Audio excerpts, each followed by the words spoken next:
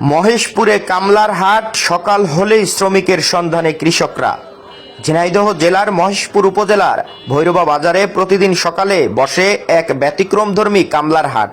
ভোর থেকেই উপজেলার বিভিন্ন এলাকা থেকে কৃষকরা তাদের ক্ষেতের ধান কাটার জন্য শ্রমিকের সন্ধানে এই বাজারে ভিড় জমান।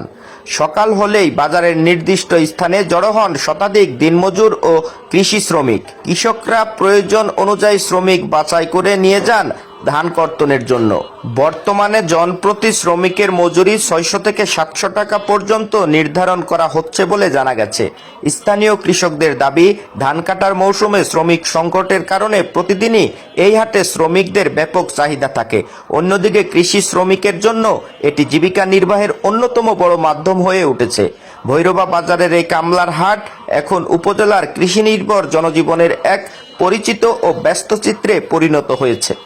সেলিম রেজা, সীমান্ত টেলিভিশন, মহেশপুর, ঝিনাইদহ।